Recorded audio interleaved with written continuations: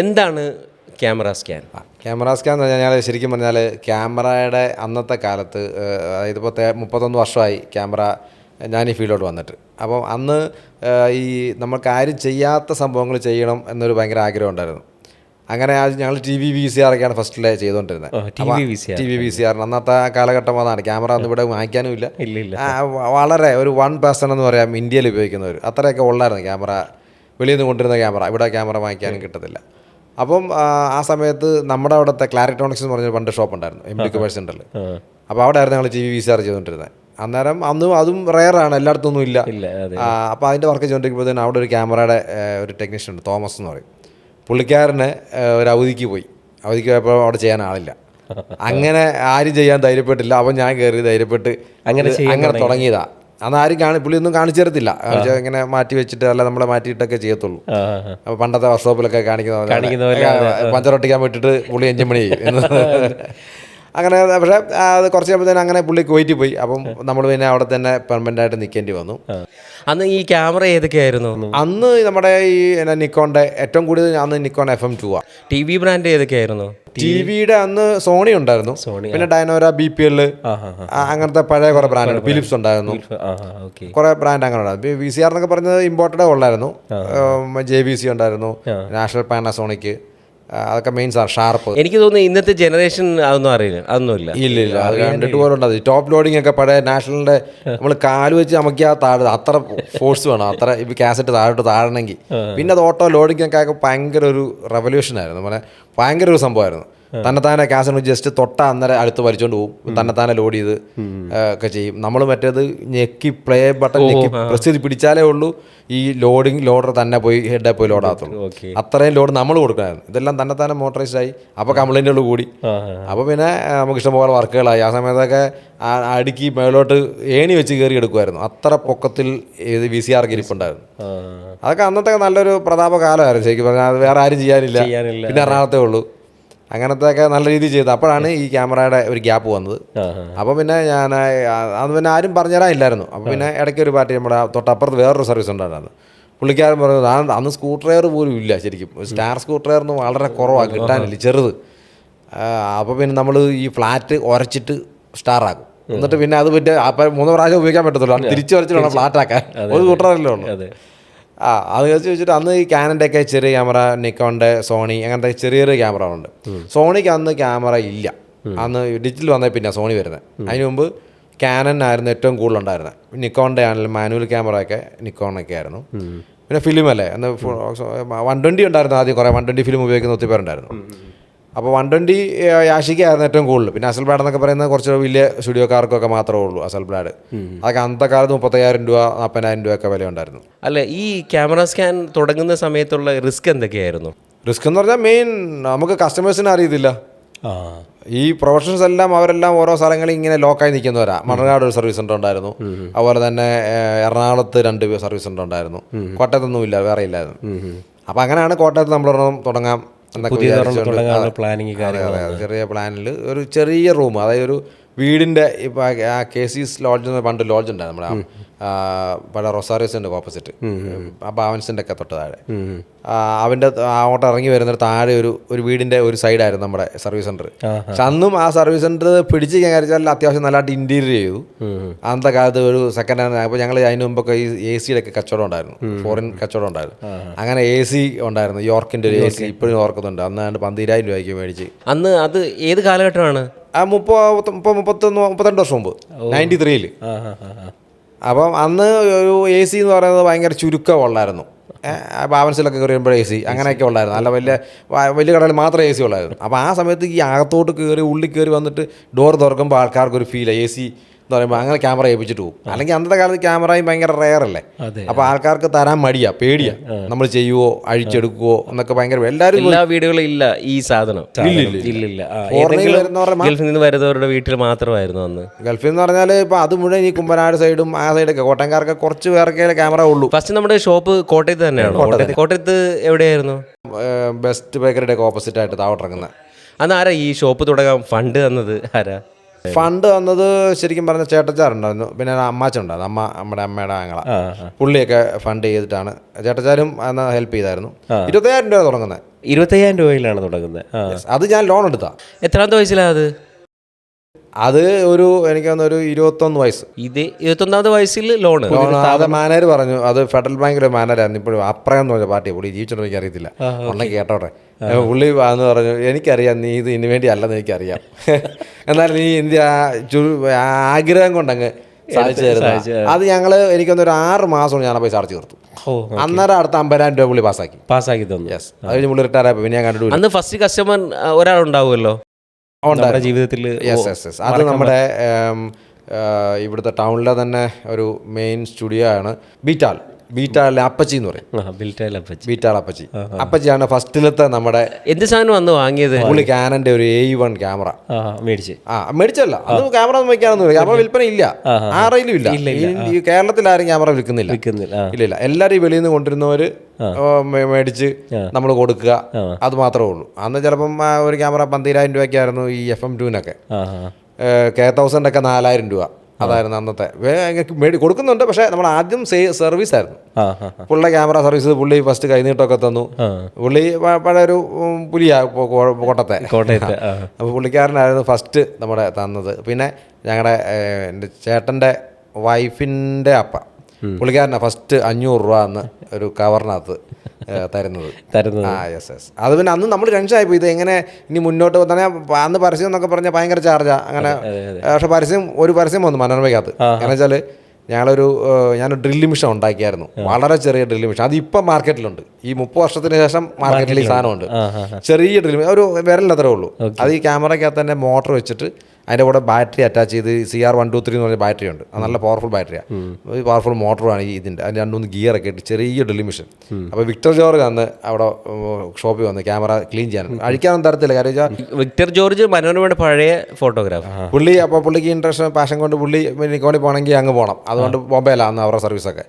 അതുകൊണ്ട് ഇവിടെ വന്നിട്ട് അത്യാവശ്യം സർവീസ് ചെയ്തിട്ട് പോകും. അപ്പോൾ ഞാൻ ഈ ചെയ്തുകൊണ്ടിരിക്കും. പുള്ളി ഇത് തന്നെ ചോദിച്ചു. ഞാൻ പറഞ്ഞു ഡ്രില്ലിംഗ് മെഷീൻ നമ്മൾ റെഡിയാക്കി എടുത്ത് ഡെവലപ്പ് ചെയ്താന്ന്. കാണാത്തൊക്കെ ബന്ധുക്കളെ കണ്ടിട്ടൊക്കെ പുള്ളി അങ്ങ് വെച്ചിട്ട് പോയി. ഒരു 1/2 മണിക്കൂർ കഴിയുമ്പോഴത്തേക്കും റിപ്പോർട്ടറൊക്കെ ആയിട്ട് പുള്ളി വന്നിട്ട് പിറ്റേ ദിവസം അതെന്നാന്ന് നമുക്കറിയാം, ചുമ്മാ ചോദിച്ചു, ഞാൻ കാര്യം ഉത്തരം പറഞ്ഞു. പിറ്റേ ദിവസത്തെ പത്രത്തിൽ ഒരു വലിയ കോളത്തിനകത്ത് നമ്മളെക്കുറിച്ചൊരു ന്യൂസ് മനോരമയിൽ.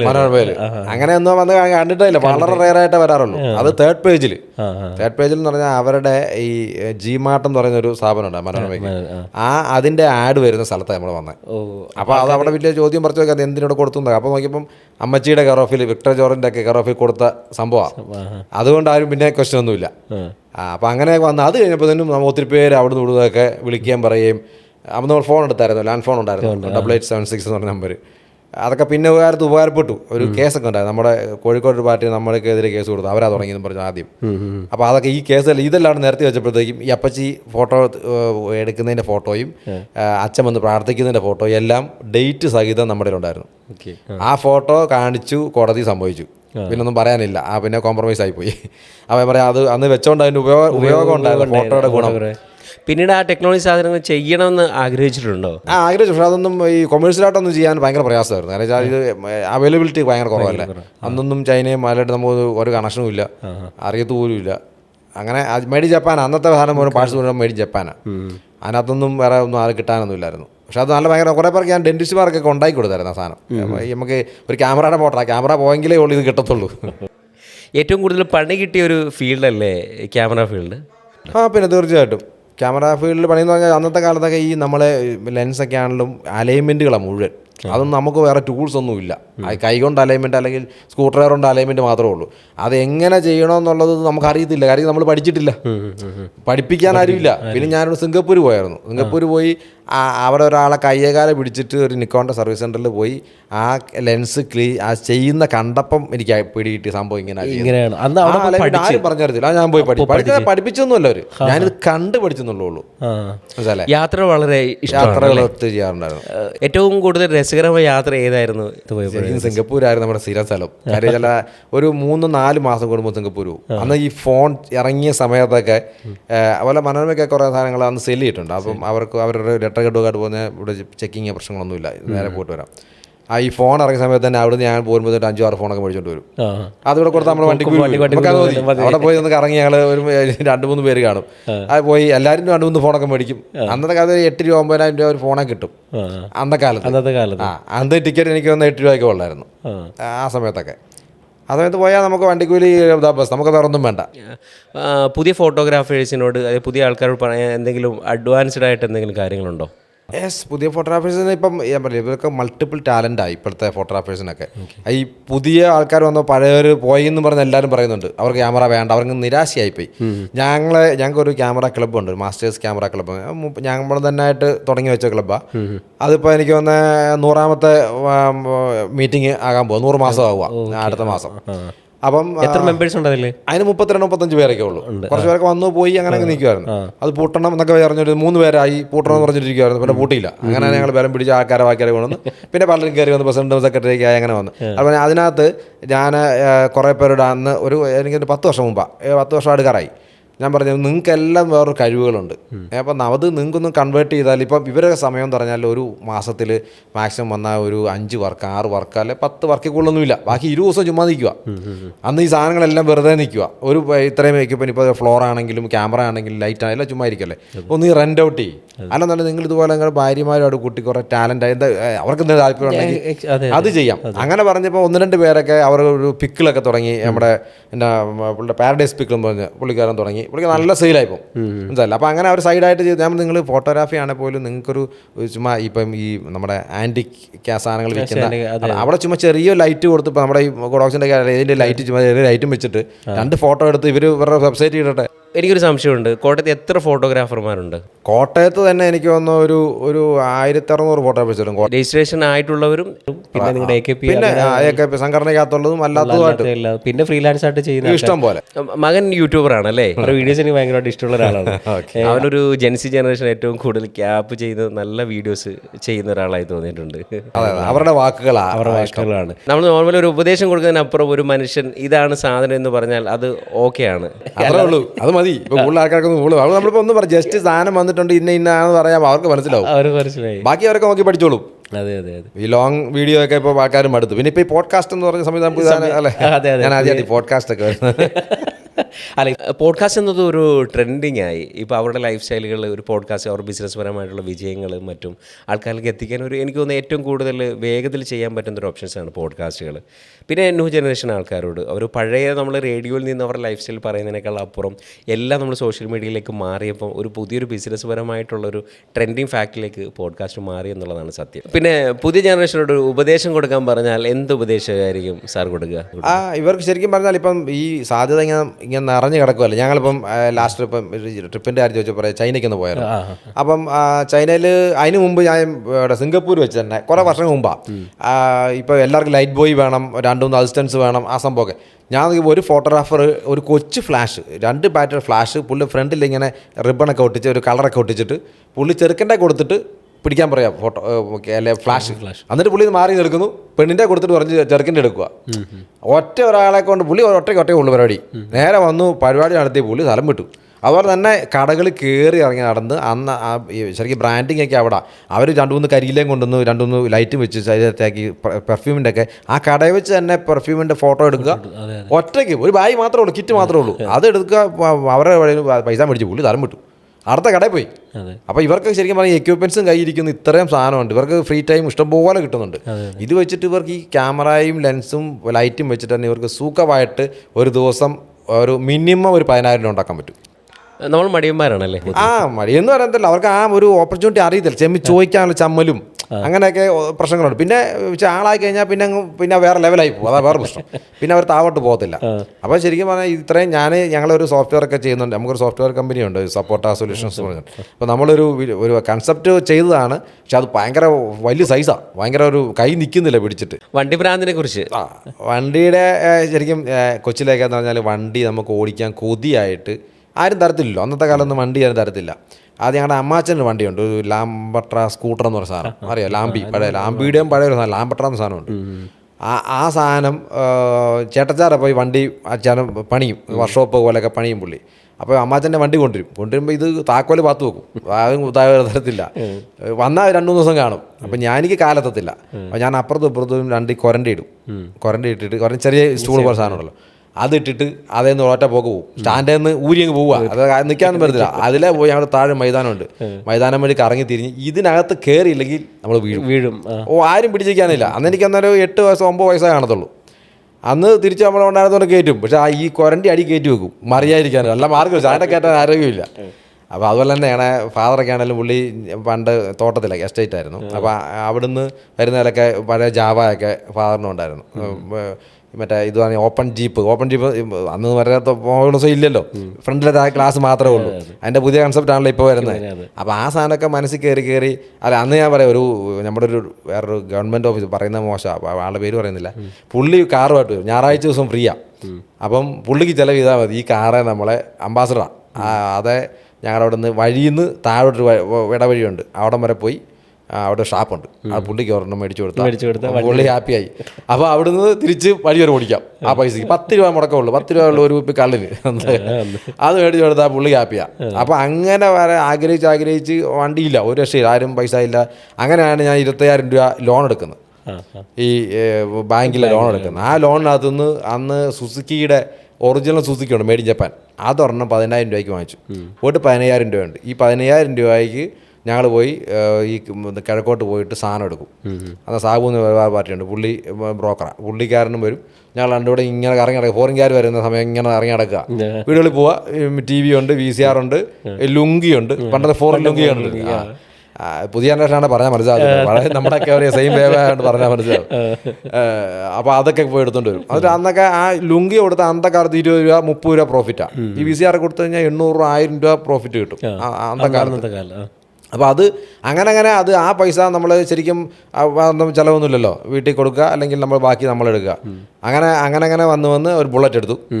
പിന്നെ വണ്ടികൾ കുറേ ഇടയ്ക്ക് മാറി. മണ്ണെണ്ണയായിരുന്നു, പെട്രോൾ നമ്മുടെ ഈ SD ഉണ്ട്. SD-കകത്ത് ഞങ്ങൾ ടാങ്ക് ഡിവൈഡ് ചെയ്ത് ഒന്ന് മണ്ണെണ്ണയും ഒന്ന് പെട്രോളും ആക്കി. രാവിലെ പമ്പിൽ കൊണ്ട് തന്നോ നമ്മുടെ റേഷൻ കട വാതിക്കല MC റോഡില്ല. അന്നേരം പെമ്പിളിറങ്ങിയ വഴി നിൽപ്പുണ്ട്. നമുക്ക് അതിന് നമ്മളത് 10 ലിറ്റർ മണ്ണെണ്ണ 20 രൂപ 2 രൂപയല്ലോ ലിറ്റർ മണ്ണെണ്ണയ്ക്ക്. അത് ബ്ലാക്ക്, ഒറിജിനൽ 60 പൈസ ആയിട്ടുള്ളായിരുന്നു.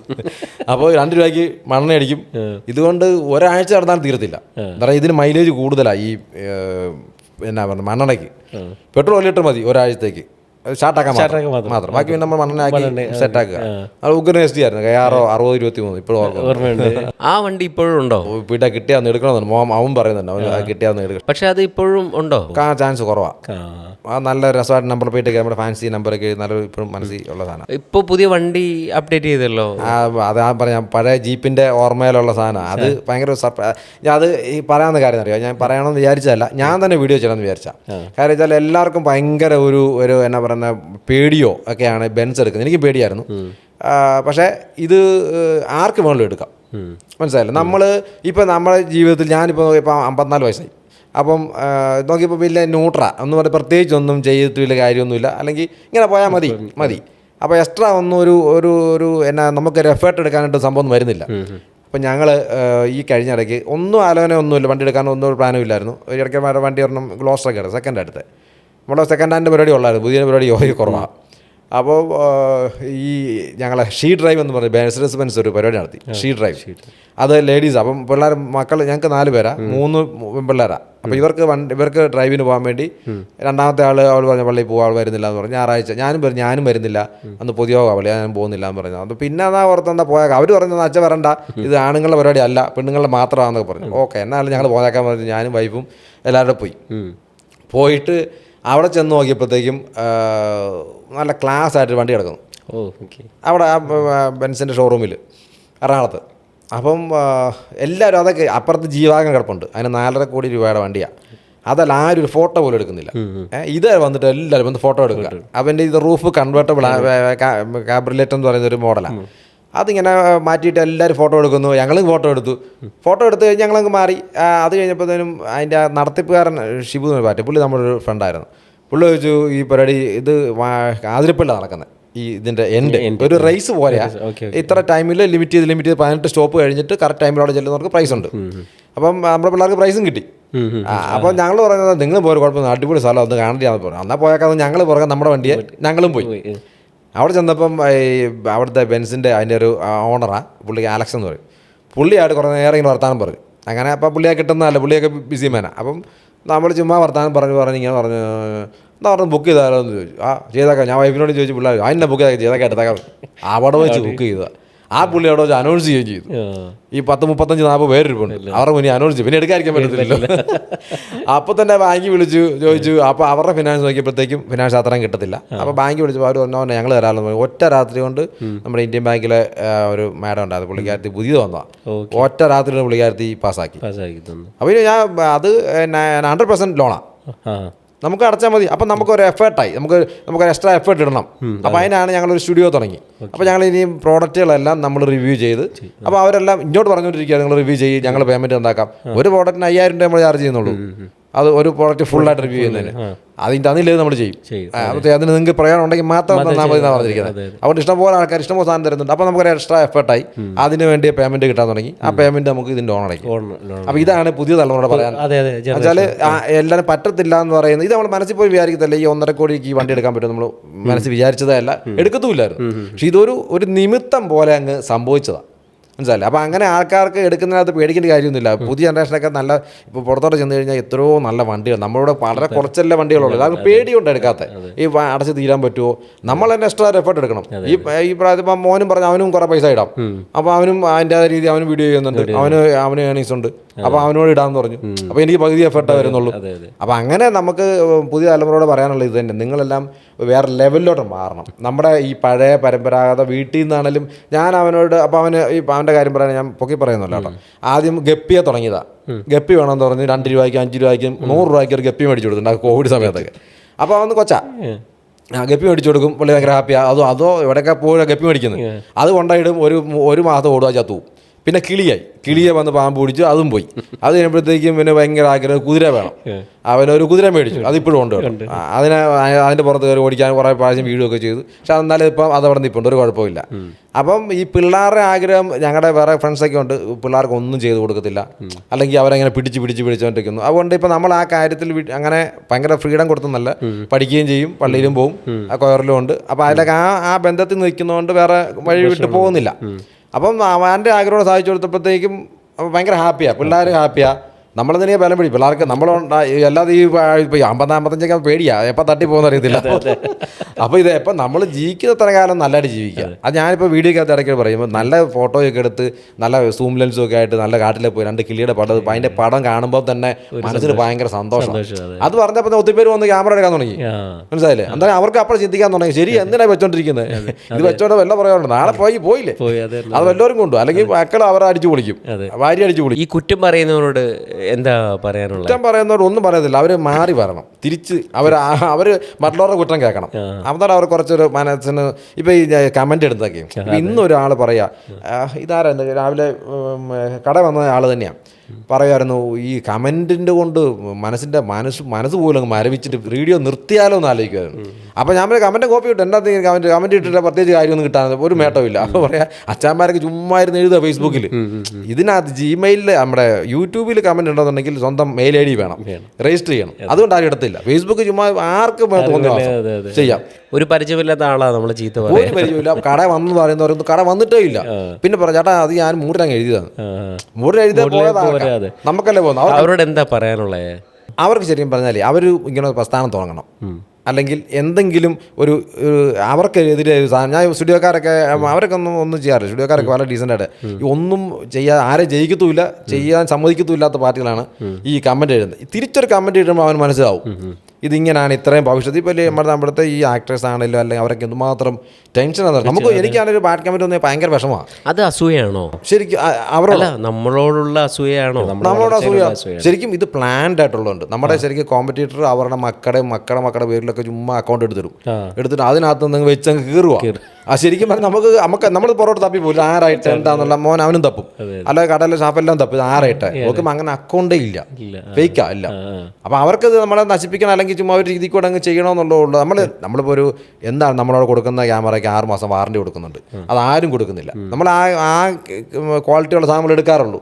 അപ്പോൾ അത് ശരിക്കും നമുക്കറിയാം അത് നല്ലതാണ്, അല്ല നമ്മൾ എന്നെ കംപ്ലൈൻറ്റ് ഉണ്ടോ, നമ്മൾ കോംപ്രമൈസ് ചെയ്യാണ്ട് കോംപ്രമൈസ് ചെയ്യാം, ഒരു കാരണവശാലും നമ്മളത് ഒരു കേസിലോട്ടോ ബുക്കാലോട്ടോ വിടത്തില്ല. കാര്യം നമുക്ക് ഇപ്പോൾ ഈ 31 വർഷമായിട്ട് ആ പാടെ വന്നിരിക്കുന്നത് 3 കേസാണ്, 3 കേസുള്ളൂ.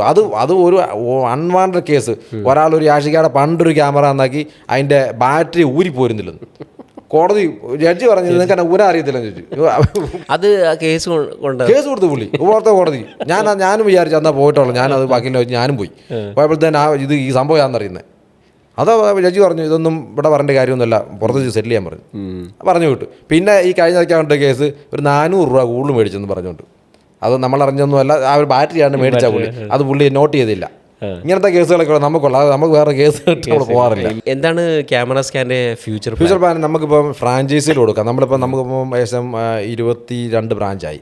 അപ്പം ദുബൈയിലും ഉണ്ട്, പിന്നെ മാർത്താണ്ഡത്ത് ഒരെണ്ണമുണ്ട്. അപ്പോൾ നമ്മൾ ഒത്തിരി പേര് ചോദിക്കുന്നുണ്ടായിരുന്നു നിങ്ങൾ ഫ്രാഞ്ചൈസി ആണോ, ഫ്രാഞ്ചൈസി കൊടുക്കുമോ. അപ്പോൾ നമ്മളിപ്പോൾ പൊൻകുന്ന് തുറണം, ഇപ്പോൾ റീസെൻ്റ് അടുത്ത ആഴ്ച മിക്കവാറും ഓപ്പൺ ചെയ്യുക, അവിടെ പണിയെല്ലാം കഴിഞ്ഞു.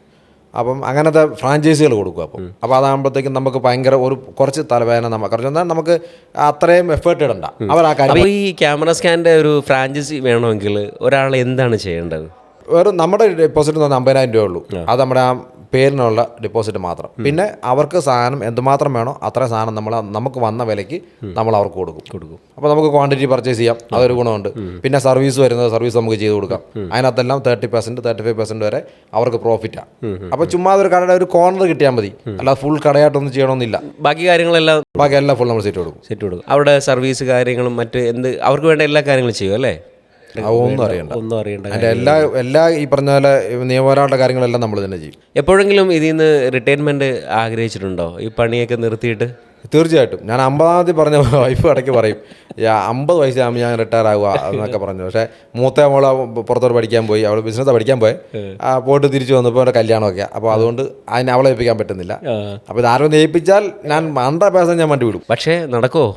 നടക്കുമെന്ന് വെച്ചാൽ അങ്ങ് നടക്കാൻ അതിന് വേറെ ട്രെയിനിങ് ഉണ്ടെന്നാണ് പറഞ്ഞത്. ഈ റിട്ടയർ ആവാൻ വേണ്ടി ട്രെയിനിങ് ഉണ്ട്. അതാണ് നമ്മൾ പൂർണ്ണമായിട്ട് വിടത്തുള്ളൂ, അല്ലെങ്കിൽ നമ്മൾ ഇങ്ങനെ കടിച്ചു കിടക്കും. റിട്ടയർഡ് ആകാൻ വേണ്ടിയിട്ടുള്ള ട്രെയിനിങ് കാര്യങ്ങൾ കൊടുക്കുമെന്ന് പറഞ്ഞില്ല. അതെ, ഞങ്ങളുടെ ഒരു വേറെ കുറച്ച് സംഘടനകളുണ്ടല്ലോ, പലതിനകത്ത് നമ്മളുണ്ട്. അപ്പം അവർ പറയും ശരിക്കും പറഞ്ഞാൽ ഇതിനൊരു ട്രെയിനിങ് ഉണ്ടെങ്കിലേ നമുക്ക് മാറാൻ പറ്റത്തുള്ളൂ, അല്ലെങ്കിൽ കോച്ചിങ് വേണം. ഇത് ബിസിനസ് കയറാനും വേണം, ബിസിനസ് നടത്താനും വേണം, ബിസിനസ് ഇറങ്ങിപ്പോകാനും കോച്ചിങ് വേണം. ഈയിടെ ചൈനയ്ക്ക് പോയപ്പോഴത്തേക്കും ദുബൈയിൽ നിന്നൊരു കൺസൾട്ടൻ്റ് ഉണ്ടായിരുന്നു. പുള്ളി പറയായിരുന്നു അവിടെ ആദ്യം ബിസിനസ് നിർത്തുന്നതിനെ കുറിച്ചാണ് സംസാരിക്കുന്നത്. എങ്ങനെ പൂട്ടിയിട്ട് കുഴപ്പമില്ലാതെ തിരിച്ചു പോരാം, ഇല്ലെങ്കിൽ പണിയാ, തുടങ്ങാൻ ഒരു പാടുമില്ല, പൂട്ടാനാണ് പാടവിടെ. അപ്പോൾ അതുകൊണ്ട് അതും കൂടെ പ്ലാൻ ചെയ്തിട്ട് മാത്രമേ ബിസിനസ് ഓപ്പൺ ചെയ്യത്തുള്ളൂ. അല്ലെങ്കിൽ അതിന് 5,000 രൂപ മിനിമം വേണം, 5,000 ദിർഹംസ് അവിടെ മിനിമം വേണം ഇത് പൂട്ടണമെങ്കിൽ. ഇപ്പോൾ പറയാം 1,00,000 രൂപയില്ലേ. അപ്പോൾ അത്രയും പൈസ മിനിമം വെച്ചോണ്ടേ ഉള്ളൂ തുടങ്ങിക്കത്തുള്ളൂ, അല്ലെങ്കിൽ അവൻ്റെ തലയിരിക്കും, തുടങ്ങുന്നവൻ്റെ തലയിരിക്കും ബാക്കി കൂടെ. ആ പഴയ കാലഘട്ടം മുതൽ ഇപ്പോൾ വന്നിരിക്കുന്ന പൊസിഷൻ വരെ എങ്ങനെയാണ് ആ കാലഘട്ടത്തെ കാണുന്നത്? ശരിക്കും ഇത് അറിഞ്ഞില്ല, അങ്ങ് പോകും. നമുക്കിപ്പം 30 വർഷമായെന്ന് പറയുമ്പോഴത്തേക്ക് ഭയങ്കര സന്തോഷമായിരിക്കും. നമ്മൾ ആദ്യം ഈ കട എന്ന് പറഞ്ഞത് ഒരു ഒറ്റ ഡോർ ഷോപ്പാണ്. അപ്പോൾ അതൊന്നൊരു ഷട്ടറിലോട്ട് മാറണമെന്ന് ഭയങ്കര ആഗ്രഹമാണ്. അങ്ങനെ YMCA പണിതപ്പോഴത്തേക്ക് ഇപ്പോൾ 27-28 വർഷമായിരിക്കണം YMCA പണിതിട്ട്. ആ പണി നടക്കുമ്പോൾ തന്നെ നമ്മൾ പറഞ്ഞ് ബുക്ക് ചെയ്തു. അന്നത്തെ തന്നെ 5 ലക്ഷം രൂപ വേണ്ടായിരുന്നു ഡിപ്പോസിറ്റ്, അത് ഉണ്ടാക്കി കൊടുത്തു. അങ്ങനെ ഒരു ഷട്ടർ കിട്ടി, ഷട്ടറുള്ള റൂമെന്ന് പറയുന്നത്. പിന്നെ അവിടെ നിന്ന് തിരിഞ്ഞ് നോക്കി വന്നിട്ടില്ല. പിന്നെ നമ്മളിങ്ങനെ ആൾക്കാർ തന്നെ ഞങ്ങളെ കൊണ്ടുപോയിക്കൊണ്ടിരിക്കുക. തിരുവനന്തപുരത്ത് നിന്ന് ആൾക്കാർ വരും. അപ്പോൾ അവർ പറഞ്ഞു നിങ്ങൾക്ക് അവിടെ തുടങ്ങാൻ മേലെ പറഞ്ഞു, ഞങ്ങൾ എന്തിനാണ് ചൊവ്വാഴ്ച ദിവസം ഇങ്ങോട്ട് വരുന്നത് എന്ന് പറഞ്ഞുകൊണ്ട് അവർ 8, 10, 12 പേരൊക്കെ വരുമായിരുന്നു ചൊവ്വാഴ്ച അവർക്ക് അവധിയുള്ളത്. അപ്പോൾ അങ്ങനെ എന്നാൽ ട്രിവാൻഡ്രത്ത് തുറന്നു തുടങ്ങി. പിന്നെ തിരുവല്ലക്കാർ ചോദിച്ചു തിരുവല്ലക്ക് ഞങ്ങൾ എന്തിനു തിരുവല്ല എന്ന് പറഞ്ഞു. അങ്ങനെ തിരുവല്ലായി തുടങ്ങി. അങ്ങനെ തുടങ്ങി ഈ അവരുടെ ബുദ്ധിമുട്ട് ഒഴിവാക്കാൻ വേണ്ടി തുടങ്ങിയതാണ്. പക്ഷേ അതെല്ലാം ഇപ്പോഴും കുഴപ്പമില്ലാതെ പറഞ്ഞ പോലെ നിർത്തേണ്ടി വന്നിട്ടില്ല. നമ്മളതെല്ലാം കുടുംബത്തിൽ ഏറ്റവും കൂടുതൽ സപ്പോർട്ട് ചെയ്യുന്നത് ഡെഫിനറ്റ്ലി വൈഫാ. പിന്നെ മക്കളും ആരും ഒരു നോ ഇല്ല, എല്ലാവരും സപ്പോർട്ട് തന്നെ. ഇന്ന് ഉച്ചയ്ക്ക് ഞാൻ ഉണ്ണാൻ വീട്ടിൽ ചെന്നപ്പോഴത്തേക്കും ഞാൻ പറഞ്ഞു ഞാൻ പോകുന്നില്ല. അന്ന് അവൾ പറഞ്ഞു അച്ഛ കിടന്ന് ഉറങ്ങിക്കും, ഞാൻ പോക്കോളാം. മൂത്തവൾ പറഞ്ഞു അഞ്ജലി അപ്പോൾ അങ്ങനെ പിള്ളേരുടെ കയ്യിൽ നിന്ന് സപ്പോർട്ടുണ്ട്. അതുകൊണ്ട് 100%. അല്ലെങ്കിൽ നമ്മൾ എന്തെങ്കിലും പറഞ്ഞ് വണ്ടിയുടെ കാരണമാണ് പോലും ആര് ചോദിച്ചാലും ഇത് നോയ പറയത്തുള്ളൂ വീട്ടിൽ. കാര്യം വെച്ചാൽ നമുക്ക് അത് എടുക്കേണ്ട പ്രത്യേകിച്ച് ഭയങ്കര ആവശ്യമൊന്നുമില്ല. പക്ഷെ ഇത് ആഗ്രഹം ഇങ്ങനെ മനസ്സിൽ കിടന്ന് ഒരു തുറക്കുന്ന വണ്ടി വേണമെന്നൊരു ആഗ്രഹം. അത് ബെൻസ് പ്രത്യേകിച്ച് നമ്മുടെ ഭയങ്കര ഡ്രീമായിരുന്നു. ഇവൻ്റെ ബർത്ത്ഡേക്ക്, മോൻ്റെ ബർത്ത്ഡേ ആയിരുന്നു കഴിഞ്ഞ 18-ാം തീയതി. അപ്പോൾ അന്ന് ഇവൻ പഴയ ബെൻസ് മതിയായിരുന്നു. ഇവന് ഒരു 4 ലക്ഷം രൂപ 3 ലക്ഷം രൂപ കിട്ടുന്ന ഇവന് കുറേ പണിയണം, പണിതിട്ട് നല്ലതാക്കണം എന്നുള്ള ആഗ്രഹമായിരുന്നു. അത് തപ്പി നടന്ന് കിട്ടിയതെല്ലാം പഴയ സാധനങ്ങൾ, ഒന്നും പണിയാൻ മേലാത്ത കണ്ടീഷൻ, സ്പെയർ ഇല്ല, അങ്ങനെ ഒന്നും കിട്ടാത്ത കണ്ടീഷനില്ല. അതങ്ങ് പിന്നെ ഉപേക്ഷിച്ചു. അവൻ തന്നെ ഉപേക്ഷിച്ചു. അവൻ തന്നെ ചോദിച്ചില്ല. അന്നേരമാണ് ഈ സാധനം കാണുന്നതും അത് കയറി എടുക്കുന്നതും. അപ്പോൾ അവനും പകുതി കിട്ടാക്കാമെന്ന് പറഞ്ഞു. ഓക്കെ, പകുതി പറഞ്ഞാൽ അവൻ അടച്ചോളാം, എഫേർട്ട് എടുത്ത് ചെയ്യാമെന്ന് പറഞ്ഞു. ഓക്കെ, അങ്ങനെയാണ് ആട്ടെ. ഇപ്പോൾ എല്ലാവർക്കും പറ്റും ഈ സംഭവം. എനിക്കതാ പറയാനുള്ളൂ. ആരും പേടിച്ച് നിൽക്കില്ല പുറകോട്ട്. ഈ പഴയ വണ്ടിയായിട്ടോ ഒന്ന് മാറണം. ഒരു മനസ്സിലൊരു ചേഞ്ച് വേണ്ടേ. നമ്മൾ ഞാനൊരു ബെൽറ്റ് മേടിച്ചാൽ പോലും ഒരു ഭയങ്കര സന്തോഷമാണ്. ഒരു പുതിയ സാധനങ്ങൾ മേടിക്കുമ്പോൾ ഭയങ്കര സന്തോഷമല്ല. ഈ നമ്മളെ മടുപ്പടിച്ച് നിൽക്കുമ്പം ഒരു ഭയങ്കര സന്തോഷമാണ് ഒരു സാധനം പുതിയത് കാണുമ്പോഴത്തേക്കും, അല്ല കിട്ടുമ്പം. അതെന്തോ ചെറിയ പേനാണെങ്കിലും ചെറിയ സാധനമാണെങ്കിലും കിട്ടുമ്പോൾ 2-5-6 ദിവസത്തേക്ക് കിട്ടും. ഈ വണ്ടിയാണെങ്കിൽ കുറേ നാളത്തേക്കാണെന്ന് എനിക്ക് തോന്നുന്നു അതിൻ്റെ സന്തോഷം. പിള്ളേരെ കയറ്റുമ്പോൾ ചെറിയ വീഡിയോ കിട്ടുന്നത് പിള്ളേർക്ക് അവർ എന്നും എന്താ വാതൊക്കെ നോക്കി നിൽക്കുക പിള്ളേർ സെറ്റ്, കൊച്ചു പിള്ളേരാണ്. അപ്പോൾ നമ്മൾ പണ്ട് പലയിടത്തും ഞാൻ ഈ മ്യൂസിക് ഭയങ്കര ഇഷ്ടമാണ്, പാട്ട് ഭയങ്കര ഇഷ്ടമാണ്. അപ്പോൾ ഞാൻ ഈ നല്ല ഈ ഇടിയൊക്കെ കിട്ടാൻ വേണ്ടി, അന്നൊന്നും ഇല്ലല്ലോ ഇടി എന്ന് പറഞ്ഞാൽ വിട്ട ഇടിയല്ല, പാട്ടിൻ്റെ ബേസ് കിട്ടാൻ വേണ്ടി ഞങ്ങളുടെ അപ്പുറത്തെ വീട്ടിലൊരു നൈജീരിയയിലെ അങ്കിളുണ്ട്. പുള്ളിക്കാരൻ വരും. പുള്ളി ഇടയ്ക്ക് ഞായറാഴ്ച ദിവസമൊക്കെ പാട്ട് വെക്കാറുള്ളൂ. അപ്പോൾ ഞാൻ പരുത്തുംപാറ എന്നൊരു സ്ഥലത്ത് ഒരു ഫോറിനറുണ്ട്. പുള്ളി വന്നിട്ട് നല്ല വെട്ടിക്കിട്ട് പാട്ടും എന്താ വന്ന സാൻസൂയിയുടെ അങ്ങനെ നല്ല സിസ്റ്റമൊക്കെ പുള്ളി. ഇത് കേൾക്കാൻ ഒരു 5 കിലോമീറ്റർ നടന്നു പോകണം. ഞാൻ ഞായറാഴ്ച നടന്നു പോയി ഈ പാട്ട് കേൾക്കും. അവിടെ വെളിയിൽ പോയി അകത്തും കറുത്തൂരെ കയറ്റാൻ നമ്മൾ ചോദിച്ചിട്ടുമില്ല. പുറത്ത് അവിടെ പോയിരുന്ന നല്ല രസമായിട്ട് പാട്ട് കേട്ട് തിരിച്ചു പോരും. അപ്പോൾ ഈ പാട്ടിന് ഭയങ്കര ഇഷ്ടമുണ്ടായിരുന്നു. ഒരു ക്യാമറ സ്കാൻ നല്ലൊരു പാട്ടുകാരനാണ്. എങ്ങനെയാണ് ഈ ടേസ്റ്റിലേക്ക് വന്നത്? ഒരു പാട്ടുകാരനായത് എങ്ങനെയാണ്? പാട്ട് എനിക്ക് വന്ന് ഫാദർ ഉൾപ്പെടെ പാടുമായിരുന്നു. പുള്ളിക്കന്നൊക്കെ നമ്മുടെ പള്ളിയിലൊക്കെ സജീവമായിട്ട് ഉണ്ടായിരുന്ന, എസ്റ്റേറ്റിലായിരുന്നെങ്കിൽ പോലും ഇവിടുന്ന് നോട്ട്സ് അയച്ചു കൊടുക്കും. അങ്ങനെ പുള്ളി അവിടുന്ന് പാട്ട് പഠിച്ചിട്ട് വന്ന് ഡിസംബറിൽ 24-ാം തീയതി ഞങ്ങളുടെ കരോൾ സർവീസ് അതിന് വന്ന് പാടുകയൊക്കെ ചെയ്യുമായിരുന്നു.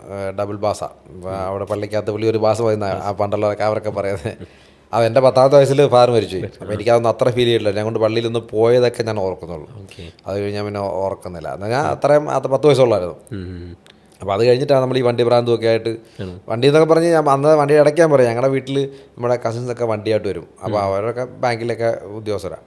അപ്പോൾ വണ്ടി കൊണ്ട് SD അതുകൊണ്ട് വെച്ചിട്ട് ഈ SD ഞങ്ങൾ വണ്ടിയിൽ കയറിയിരിക്കും. ഞാനും ചേട്ടച്ചാട്ടും കയറിയിരിക്കും. ഞങ്ങൾ 3 പേരായിരുന്നു. അപ്പോൾ കയറി ഇരുന്നിട്ട് ഈ ചുമ്മാ താക്കോലില്ല, ചുമ്മാ ഇങ്ങനെ അടിക്കും. അത് തിരിച്ച് വന്നിട്ട് ഈ പണ്ടത്തെ ലിവർ ആയിട്ട് വരുമ്പോൾ ഗിയറായി പോകും. ഈ ഗിയർ എന്ന് പറയുന്നത് ഓരോ ഗിയറിനിടയ്ക്ക് ന്യൂട്രുണ്ട്. അപ്പോൾ ഈ ചിലപ്പോൾ നമ്മൾ ചവിട്ടി പോയി ഈ താഴത്തെ ഗിയറിലൊക്കെ ആയിരിക്കും പോയി ന്യൂട്രൽ കിടക്കുന്നത്. എന്നിട്ട് അപ്പോൾ അവർ നോക്കുമ്പോഴത്തേക്ക് ഇത് പുറത്ത് വലിച്ചാലെങ്കിലും ഈ ഫസ്റ്റ് വീഴത്തില്ല. അപ്പം എന്താ പറയുന്നത്, തിരിച്ചുമ്പോൾ അവർ ചൂടാവും. അപ്പോൾ ആരുടെ വണ്ടിക്ക് ആരുടെ വേണമെന്നൊക്കെ ചോദിക്കും. അങ്ങനെയാണ് വാശി, നമ്മുടെ മനസ്സിൽ വാശി ആയത്. വണ്ടി എടുക്കണം, എന്താ എടുത്തിട്ടേ ഉള്ളൂ. അപ്പോൾ പുള്ളി എടുക്കുന്നതിനെ ബുള്ളറ്റ് എടുത്ത് നമ്മൾ മനസ്സിലായില്ലേ. പുള്ളി SD ഇരിക്കുമ്പോൾ നമ്മൾ ബുള്ളറ്റ് എടുത്തു. അപ്പോൾ ആൾക്കാർക്ക് അതും എനിക്ക് പറഞ്ഞ ശരിക്കും വഴക്ക് പറയുകയോ ഒക്കെ ചെയ്യുമ്പോൾ മോട്ടിവേഷനായിട്ട് എടുക്കുക. ഞാനിത് ചെയ്തിട്ടേ ഉള്ളൂ, ചെയ്യും. ഈ കടയിൽ ഈയിടയ്ക്ക് മിനിഞ്ഞാന്നൊരു വിഷയം ഉണ്ടായിരുന്നു. അപ്പം ഒരാൾ ശരിക്കും അങ്ങോട്ട് ഞാൻ വഴക്കുണ്ടായി.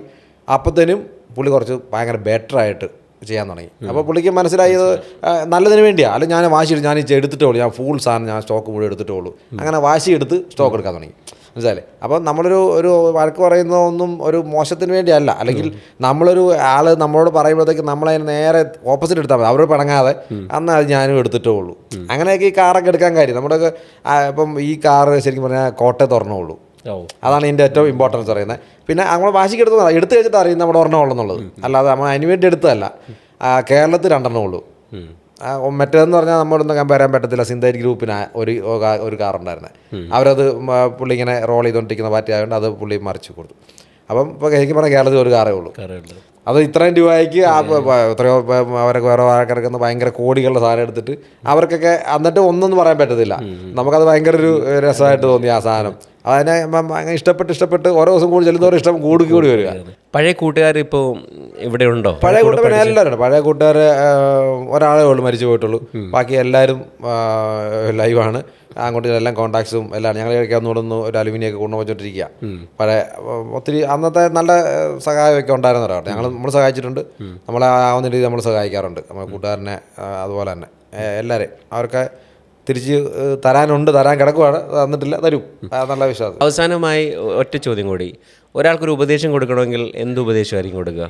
ശരിക്കും നമ്മൾ ഡ്രീമാണ് ശരിക്കും. അത് പണ്ട് കാലത്തെ ആൾക്കാർ പറഞ്ഞുകൊണ്ട് വരുന്നുണ്ട്. നമ്മൾ ഡ്രീം കാണുക, നമ്മളത് അച്ചീവ് ചെയ്ത് ഇന്ന ഡേറ്റ് നമ്മൾ ഇന്ന ദിവസം നമ്മൾ ചെയ്തിരിക്കുന്ന ഒരു തീരുമാനം എടുത്താൽ 100% നടക്കും. നടന്നില്ലെങ്കിൽ നമ്മൾ നടത്തുക, പിന്നെ അതിന് വേണ്ടി നമുക്ക് എഫർട്ട് എടുക്കാം. നമ്മളിപ്പോൾ പറഞ്ഞ ഒരു സാധനം വാങ്ങിക്കണമെന്ന് വിചാരിച്ചു വാങ്ങിച്ച് കഴിയുമ്പോഴത്തേക്കും ചിലരുണ്ട് ഭയങ്കരമായിട്ട് പിശുക്കിയിട്ട് ഒരു കാര്യമില്ല. നമ്മുടെ കയ്യിലുണ്ടെങ്കിൽ നമ്മളിപ്പം ഫോറിനറെ കഴിഞ്ഞാൽ അവർ ഡിസംബർ കൊണ്ട് ഉണ്ടാക്കിയത് മുഴുവൻ തീർക്കും. ഡിസംബർ ഫുൾ തീർത്തിട്ട് പിന്നെ MT ബോക്സുമായിട്ട് അവർ വിദേശിച്ച് കയറുന്നത്. അവരെ എൻജോയ് ചെയ്തു. ഞങ്ങളിപ്പം ഫ്ലൈറ്റ് വന്നപ്പോൾ തന്നെ ഒരു അമ്മച്ചിയാണ്, എനിക്കൊന്ന് ഒരു 80 വയസ്സായാലും പുള്ളിക്കാർത്തിക്കൊണ്ട് അതാ ഞാൻ 5 പ്രാവശ്യം ഇന്ത്യ വിസിറ്റ് ചെയ്തിട്ടുണ്ടെന്ന്. അത് 5 മാസമാണ്, ഒരു മാസം ഒരു വിസിറ്റ് എന്ന് പറയാം.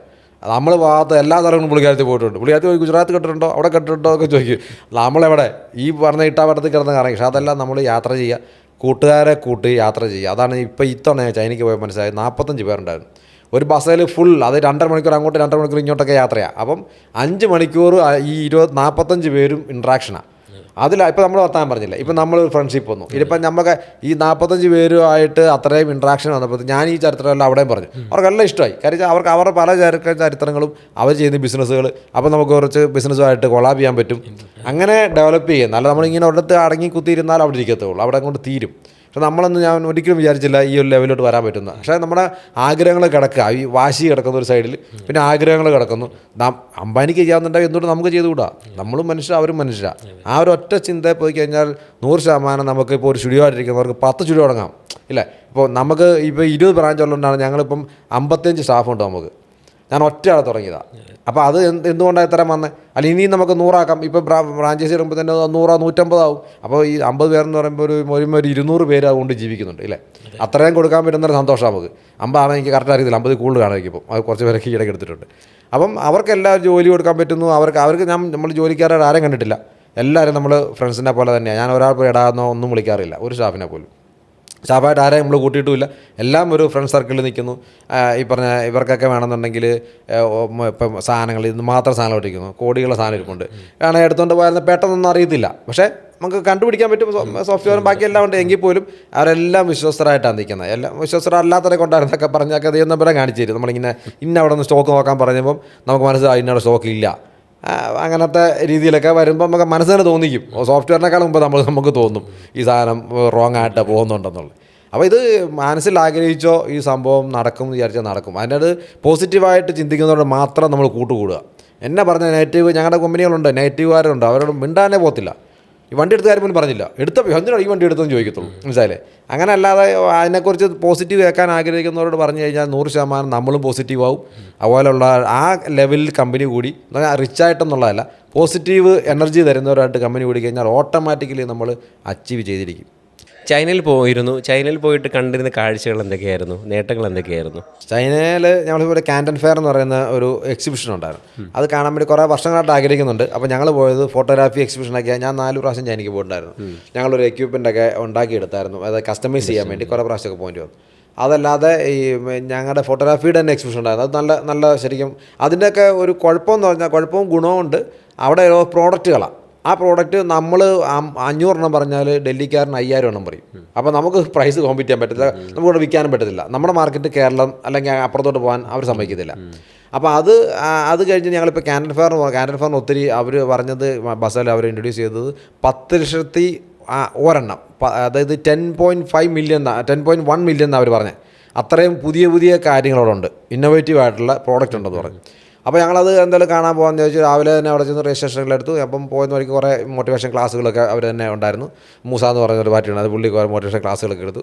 ഞങ്ങൾ പോയി നല്ല എനർജറ്റിക് ആയിട്ട് ചെന്നു. അപ്പം അവിടെ എത്തിപ്പെടാമെന്ന് പറഞ്ഞാൽ നമുക്ക് എത്തിപ്പെടാൻ പറ്റത്തില്ല, അത്ര ലെവലിലാണ് സാധനം കിടക്കുന്നത്.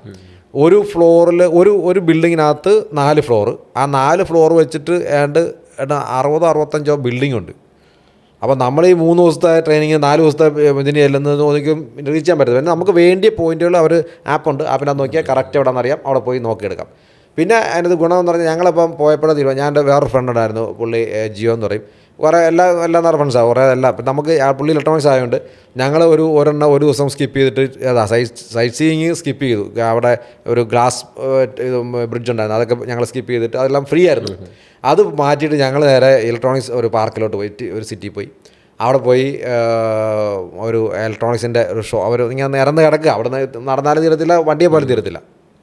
അവിടെ ചെന്നിട്ട് ഞങ്ങളൊരു അവിടെ വെച്ച് തീരുമാനിച്ചു ഒരു സൗണ്ടിൻ്റെ കാര്യം നോക്കി. പുള്ളിക്ക് പണ്ട് സൗണ്ട് ഭയങ്കര താല്പര്യമുള്ള സൗണ്ട് എഞ്ചിനീയറാണ്. അപ്പം ഞങ്ങൾ പറഞ്ഞു നമുക്കതൊരു സൗണ്ടിൻ്റെ നമുക്കത് ഇപ്പോൾ ഈ സൗണ്ട് ബാർ എന്ന് പറഞ്ഞ ഒരു നല്ലൊരു സാധനം, പക്ഷേ അതിനകത്തുനിന്ന് വെറും ലോ ക്വാളിറ്റിയിലാണ് ഈ പല കമ്പനികളും ഇറക്കി വെച്ചിരിക്കുന്നത്. അല്ല ഇപ്പോൾ ബോസിനകത്താണെങ്കിൽ പോലും ബോസിനൊക്കെ ഒരു 1.5 ലക്ഷം 2 ലക്ഷം രൂപ വരുന്ന സാധനം നമുക്കൊരു 15,000 രൂപയ്ക്ക് ബോസിനേക്കാളും പവറിൽ കൊടുക്കാൻ പറ്റുന്ന ഒരു പ്രോഡക്റ്റ്. ഞങ്ങൾ അതിൻ്റെ പ്രോഡക്റ്റ് എല്ലാം അതിൻ്റെ പാർട്സ് എല്ലാം മേടിച്ചുകൊണ്ട് പോകുന്നു. ഒരു 10 എണ്ണം വെച്ച് മേടിച്ചുകൊണ്ട് പോകുന്നു. അതിവിടെ അസംബിൾ ചെയ്യാനിപ്പോൾ തുടങ്ങിയിട്ടുണ്ട്, സ്റ്റാർട്ട് ചെയ്ത പരിപാടി. അപ്പോൾ നമുക്ക് വേറൊരു റിച്ച് സൗണ്ട്, അതായത് സൗണ്ട് എന്ന് പറയുന്നത് ഞങ്ങൾ അത് ഭയങ്കര ഈ സൗണ്ടിൻ്റെ കാര്യം പറയുന്നത് ഞങ്ങളവിടെ വേറൊരു മോളിൽ പോയി. ആ മോളിൽ മുഴുവൻ സൗണ്ടാണ്. സൗണ്ടെന്ന് പറഞ്ഞാൽ എൻ്റെ ഫോട്ടോ വീഡിയോ എല്ലാം കിടപ്പുണ്ട്. 3 കോടി രൂപയുടെ സ്പീക്കർ, 2 സ്പീക്കറിന് 3 കോടി രൂപ. ബാക്കി സൗണ്ട് സിസ്റ്റം ആമ്പെല്ലാം വേറെ. ആമ്പെല്ലാം അവിടെ ഇരിക്കുന്ന ആമ്പൊക്കെ 50 ലക്ഷം 45 ലക്ഷം രൂപയുടെ ആമ്പുകളായിരിക്കുന്നത്. അതൊന്നും ഭയങ്കര സംഭവമൊന്നുമല്ല. പക്ഷേ ഇതിനകത്തെ ക്വാളിറ്റി ആപ്പിൾ പറഞ്ഞപ്പോൾ എനിക്ക് അത്രയും ഡീറ്റെയിൽഡായിട്ട് മനസ്സിലായത്. അതിൻ്റെ ആംഗിളും അതിൻ്റെ സ്പീക്കറിനകത്ത് ഉപയോഗിച്ചിരിക്കുന്ന സാധനങ്ങളും സൗണ്ട് സിസ്റ്റം സ്പീക്കറിനകത്തും അതിനകത്തെ വോളുകളും എല്ലാ സാധനങ്ങളും വേറെ ഹൈ എൻഡ് വേറെ ലെവലിലാണ് അവർ ചെയ്ത്. അതിൻ്റെ കേബിൾ പോലും പറഞ്ഞാൽ നമ്മുടെ ഇത്ര വലിപ്പമുണ്ട് ഒരു കേബിളിന്, അത്ര സൈസിലുള്ള കേബിളാണ് അതിനകത്ത് വരുന്നത്. അപ്പോൾ ആ സൗണ്ട് കേട്ടപ്പോൾ നമുക്ക് തോന്നിയത് ഇത് ഇങ്ങനെയും സൗണ്ട് കേൾക്കാം, അങ്ങനെ കേൾക്കുന്നവരുണ്ടല്ലോ. അവർ നമ്മൾ കമ്പയർ ചെയ്യണ്ടേ, നമ്മൾ മനുഷ്യ അവർ മനുഷ്യ, പക്ഷെ അവരങ്ങനെ കേൾക്കുന്നു, നമ്മൾ വെറും ടപ്പടപ്പെന്ന് കേൾക്കുന്നു. അപ്പോൾ അതിനകത്തെ വ്യത്യാസമാണ്. അപ്പോൾ ഞങ്ങൾ അതിന് വേണ്ടി കുറേ നല്ല ആംപ്ലിഫയറും അതിൻ്റെ പ്രീ ആംപിളും സ്പീക്കേഴ്സും എല്ലാം മേടിച്ചിട്ടുണ്ട്. നമ്മളിവിടെ അസംബിൾ ചെയ്യാൻ ഒരു ചുമ്മാ അത് ഒരു ക്ലാസിക് ആൾക്കാർക്ക് വേണ്ടി തന്നെ. ഇനി അതുപോലെ തന്നെ വാൽവിൻ്റെ ആംപ്ലിഫയറൂടെ ചെയ്യാനുള്ള പരിപാടിയാണ്. വാൽവ് അവിടെ കിട്ടുന്നുണ്ട്, ചൈനയിലുണ്ട് വാൽവ്. അപ്പോൾ വാൽവ് കൊണ്ട് നമ്മുടെ ഈസി ആയിട്ട് ആംപ്ലിഫയർ ഉണ്ടാക്കാം. ഒരു 50 വാട്ട്സ് RMS ഉണ്ടാക്കി നമ്മൾ ഒരു റൂമിലേക്ക് ഇരുന്ന് കഴിഞ്ഞാൽ നമ്മൾ കണ്ണടച്ചാൽ നടുക്ക് നാൾ പാടുന്ന ഫീൽ കിട്ടും. അത്ര ഫീൽ ആ രീതിയിൽ ഉണ്ടാക്കാനാണ്. അങ്ങനെയല്ല, ആ ലിസണേഴ്സിനെ മാത്രം കോൺസെൻട്രേറ്റ് ചെയ്തിട്ട് ഒരു സൗണ്ട് സിസ്റ്റം നമ്മൾ ഇറക്കാൻ പോകുക. അത് ഭയങ്കര പ്രോഫിറ്റബിൾ ആയിട്ട് പറയുന്നില്ല. ആ ഒരു സാധനം എല്ലാവരും കേൾക്കണം. അതിനുവേണ്ടി ഇത് എപ്പോഴാണ് മാർക്കറ്റിൽ വരിക, അല്ലെങ്കിൽ ഈ പ്രൊഡക്റ്റ് വേണമെങ്കിൽ ഞാൻ എന്താണ് ചെയ്യേണ്ടത്? അപ്പോൾ നമ്മളൊരു എനിക്ക് ഇപ്പോൾ നമ്മൾ 2025 തീരാൻ പോകണം. ഒരു 6 മാസത്തിനുള്ളിൽ 26 പകുതിക്ക് നമ്മളിത് എത്തിക്കും. അതിന് മുമ്പേ തന്നെ എത്തിക്കാനുള്ള മാർഗ്ഗം നോക്കിക്കൊണ്ടിരിക്കുന്നത്. അപ്പോൾ ടെസ്റ്റിങ് കഴിഞ്ഞ 1 മാസം കൊണ്ട് ടെസ്റ്റിംഗ് ഓൾമോസ്റ്റ് തീരും. പിന്നെ അതിൻ്റെ ഈ ഫ്രീക്വൻസികളെല്ലാം സെറ്റ് ചെയ്യാനുണ്ട്. നമുക്ക് എങ്ങനെ ലിസൺ ചെയ്യണം, ഇപ്പോൾ ഓരോരുത്തരുടെ ഇപ്പം ഒരു ഏജ് വയസ്സിൽ നമ്മളൊന്ന് സെറ്റ് ചെയ്യാൻ നോക്കുക. അപ്പോൾ 20 വയസ്സുകാരൻ വരെ ഒരു ബട്ടൺ ഇട്ട 20 വയസ്സുകാരൻ്റെ ഫീലിൽ, മറ്റേ 60 വയസ്സുകാരൻ കേൾക്കണമെങ്കിൽ വേറൊരു ഫീൽ കേൾക്കണം. അങ്ങനത്തെ ഒരു ഇന്നോവേറ്റീവ് ആയിട്ടുള്ള സാധനം അത് ഇതുവരെ ആരും കൊണ്ടുവന്നിട്ടില്ല. അങ്ങനെ ഒരു സാധനം ചെയ്യാം എന്നൊക്കെ വിചാരിച്ചുകൊണ്ടിരിക്കുന്നു.